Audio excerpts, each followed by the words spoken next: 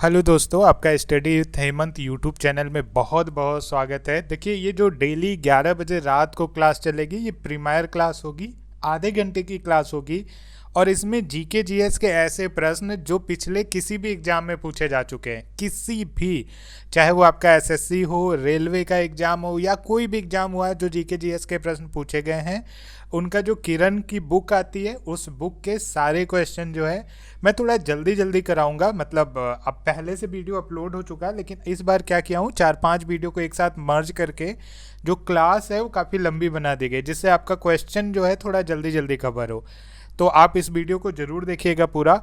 और प्लीज़ मैं आपसे रिक्वेस्ट करूंगा, अगर वीडियो पसंद आती है तो लाइक ज़रूर करना और बेल आइकन को क्लिक करके सब्सक्राइब चैनल को ज़रूर कर लीजिएगा, ऐसी कई वीडियो देखने के लिए। इसके अलावा मैं अनअकैडमी पे भी पढ़ाता हूं, तो आप मुझे डेली सुबह 9 बजे, डिस्क्रिप्शन में लिंक दे रखा हूं, या सिंपल आप हेमंत कुमार मिश्रा सर्च करोगे तो आपको जो है मेरी क्लासेस वहां पे मिल जाएंगी। डेली सुबह 9 बजे एसएससी जीडी के लिए, ठीक है, जो अभी आपका एग्जाम होना है उसका टेस्ट होता है। तो अगर आपसे कोड पूछे तो स्टडी 19 कोड आपको अप्लाई करना है। वो कोड अप्लाई करके आप मुझे अनअकैडमी पे फॉलो कर सकते हैं।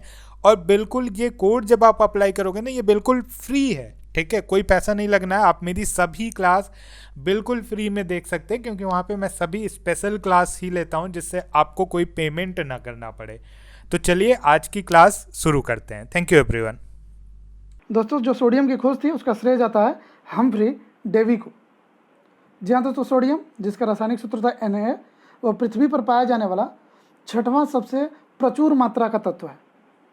और अगर इसके खोज की बात करें तो पूर्ण शुद्ध जो सोडियम है, इसको सर हम्फ्री डेवी के द्वारा जो है कि खोजा गया था। कब? तो वो हो जाएगा 1807 ईस्वी में। तो सोडियम की खोज किसने की थी? तो राइट आंसर हो जाएगा हम्फ्री डेवी। नेक्स्ट, एल्युमिनियम किससे प्राप्त किया जाता है? दोस्तों, एल्युमिनियम ये पाया जाता है बॉक्साइट अयस्क से। जी हाँ दोस्तों, एल्युमिनियम मुक्त अवस्था में नहीं पाई जाती। संयुक्त अवस्था में यह जो धातु है विभिन्न अयस्कों के रूप में पाई जाती है, जिसमें एल्युमिनियम का जो मुख्य खनिज है वो बॉक्साइट है, फेल्सपार है और क्रायोलाइट है। तो हमारे ऑप्शन में है बॉक्साइट, तो हम बॉक्साइट को लेकर के चलेंगे। तो एल्युमिनियम किससे प्राप्त किया जा सकता है? तो राइट आंसर हो जाएगा बॉक्साइट से। नेक्स्ट क्वेश्चन, रेलवे पटरियों को जोड़ने के लिए प्रयुक्त होने वाली अभिक्रिया में कौन सा अवकारक शामिल होता है? तो दोस्तों, ये होता है हमारा कार्बन।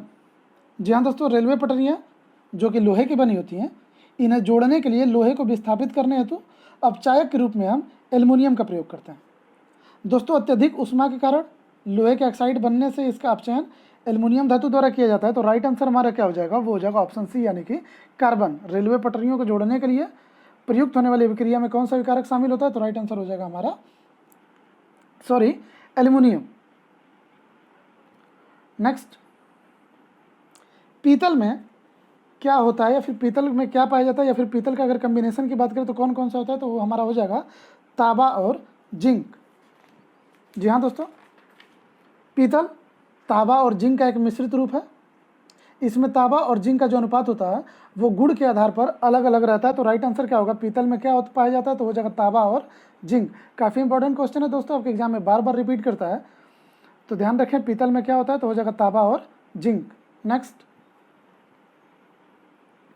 कांच प्रबलित प्लास्टिक बनाने के लिए किस प्रकार के कांच का प्रयोग किया जाता है? दोस्तों, वो होता है रेसा कांच। जी हाँ दोस्तों, कांच प्रबलित प्लास्टिक बनाने के लिए हम रेसा कांच, जिसे हम फाइबर ग्लास के नाम से जानते हैं, फाइबर ग्लास। तो राइट आंसर क्या होगा? फाइबर ग्लास यानी कि रेसा कांच, ऑप्शन डी। नेक्स्ट,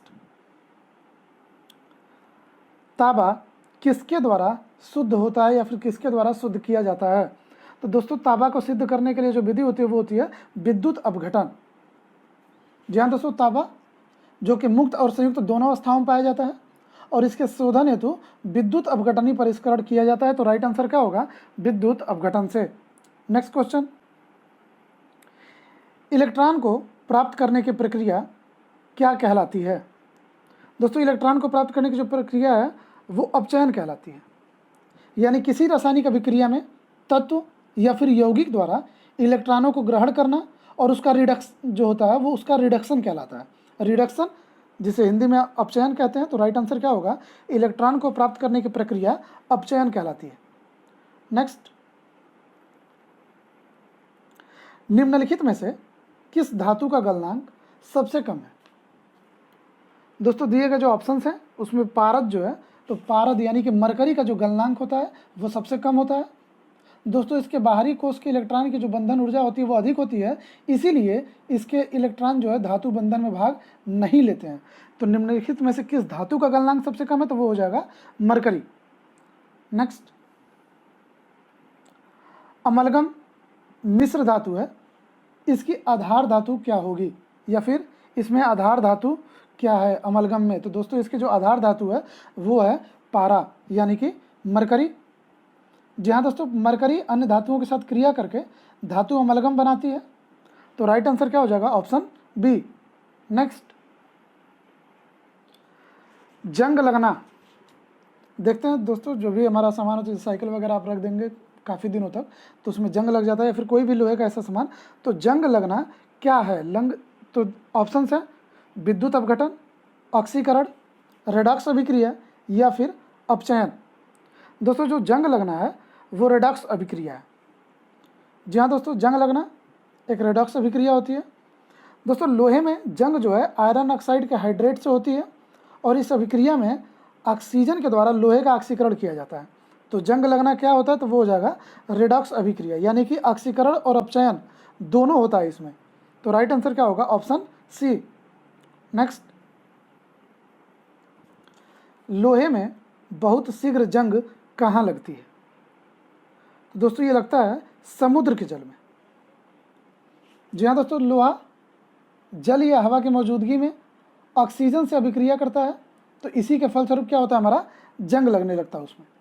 और जंग लोहे के संरक्षण में अहम भूमिका निभाती है। ऐसा जल जिसमें नमक उपस्थित हो, यानी कि समुद्री जल, आपको पता है कि समुद्र का जो जल होता है वो खारा होता है, आयोडीन पाया जाता है उसमें, तो इसीलिए नदी के जल में लोहे में शीघ्र जंग लग जाती है। तो राइट आंसर होगा समुद्र के जल में, समुद्र के जल में।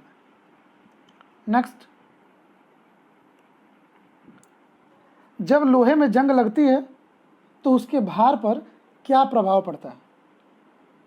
दोस्तों अगर जो लोहे में है जंग लगेगी तो उसका जो भार होगा वो बढ़ जाएगा। जी हाँ दोस्तों, लोहे में जंग का लगना एक रासायनिक परिवर्तन है, और जब लोहे पर जंग लगती है तो लोहे का भार क्या होता है, उसमें बढ़ जाता है। तो राइट आंसर क्या होगा, ऑप्शन ए। नेक्स्ट, आयरन को जंग लगने से रोकने के लिए कौन सी प्रक्रिया लाभकारी नहीं है? दोस्तों ग्रीज लगाना ये लाभकारी होता है, जस्ता चढ़ाना ये भी, पेंट करना ये भी लाभकारी होता है, लेकिन जो हमारा ऑप्शन है अनिलन जो है आयरन को जंग लगने से रोकने के लिए लाभकारी नहीं है, यानी कि इसके ऊपर प्रभाव नहीं पड़ता। तो राइट आंसर क्या होगा, ऑप्शन ए अनिलन। नेक्स्ट, जंग से बचाने के लिए लोहे से बने पाइपों पर जस्ते की परत चढ़ाने को क्या कहा जाता है? दोस्तों जो जस्ते की परत चढ़ाना है वो कहलाता है यस्दीकरण। जी हाँ दोस्तों, लोहे की चादर पर जस्ते की परत को चढ़ाना गैल्वेनाइजेशन कहलाता है, जिसे हम हिंदी में यसद लेपन कहते हैं। तो इस प्रकार के जो लोहे पर जंग नहीं लगती है। तो राइट आंसर क्या होगा, ऑप्शन डी यस्दीकरण। नेक्स्ट, यदि किसी व्यक्ति को बंदूक की गोली लगने पर उसके शरीर से सभी गोलियां नहीं निकाली जाती हैं तो निम्नलिखित में से किसके कारण उसके शरीर में जहर फैल जाएगा? दोस्तों इसका जो राइट आंसर होगा वो होगा हमारा सीसा। जी हाँ दोस्तों, किसी भी व्यक्ति को अगर बंदूक की गोली लगने पर उसके शरीर से अगर गोलियां नहीं निकाली जाती है तो उसमें सीसा पाया जाता है, और उसी की उपस्थिति के कारण उसके पूरे बॉडी में क्या होगा, जहर फैल जाएगा। तो राइट आंसर क्या होगा, ऑप्शन बी सीसा। नेक्स्ट, धातुओं का राजा क्या है, यानी कि धातुओं का राजा इनमें से कौन है? तो दोस्तों धातुओं का राजा जो होता है वो हमारा होता है सोना।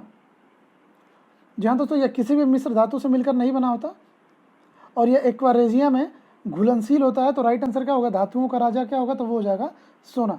दोस्तों इसके बारे में 24 कैरेट जो गोल्ड है वो सबसे शुद्ध माना जाता है। तो अगर पूछे कि सोने का सबसे शुद्धतम रूप तो वो हो जाएगा हमारा 24 कैरेट। नेक्स्ट, निम्नलिखित में से कौन सी धातु जल के साथ अभिक्रिया करके हाइड्रोजन पैदा नहीं करती है। दोस्तों हमारी धातु है कैडमियम। जी हाँ दोस्तों, सभी क्षारीय धातु जल से क्रिया करने के बाद हाइड्रोजन पैदा करते हैं, जबकि जो कैडमियम है उसका आयनन विभव कम होने के कारण यह जल से हाइड्रोजन को विस्थापित नहीं कर पाता है। तो राइट आंसर क्या होगा? कैडमियम। यानी कैडमियम जो है जल के साथ अभिक्रिया करके हाइड्रोजन पैदा नहीं करता। नेक्स्ट, वह तत्व जो प्रकृति में नहीं होता लेकिन कृत्रिम रूप से उत्पन्न किया जा सकता है क्या कहलाएगा, या फिर कौन सा तत्व है? तो राइट आंसर होगा हमारा रेडियम। जी हाँ दोस्तों, रेडियम एक ऐसा एलिमेंट है जो प्रकृति में उपलब्ध नहीं है, यह कृत्रिम रूप से यूरेनाइट से प्राप्त किया जा सकता है। तो राइट आंसर क्या होगा? रेडियम। नेक्स्ट, कौन सा एलिमेंट धात्विक और अधात्विक दोनों रूपों में रासायनिक व्यवहार करता है? दोस्तों वो तत्व है हमारा बोरान। जी हाँ दोस्तों, बोरान तत्व जो है धात्विक और अधात्विक दोनों रूप में रासायनिक व्यवहार करता है। और दोस्तों अगर इसकी बात करें आवर्त सारणी में, तो ये आवर्त सारणी के 13वें समूह में पाया जाता है। 13वें समूह में। तो राइट आंसर क्या हो जाएगा? बोरान। दोस्तों आज के लिए बस इतना ही। उम्मीद है आपको आज की वीडियो पसंद आई होगी। दोस्तों अगर आपको वीडियो पसंद आई हो तो उसे लाइक करें, कमेंट करें और शेयर करें। और अगर अभी तक आपने हमारे चैनल को सब्सक्राइब नहीं किया है या फिर आप हमारे चैनल पर पहली बार विजिट कर रहे हैं तो दोस्तों चैनल को सब्सक्राइब जरूर कर लें, ताकि आने वाले नए नए वीडियोज़ के नोटिफिकेशन आपको मिलते रहें। वीडियो देखने के लिए धन्यवाद। जय हिंद।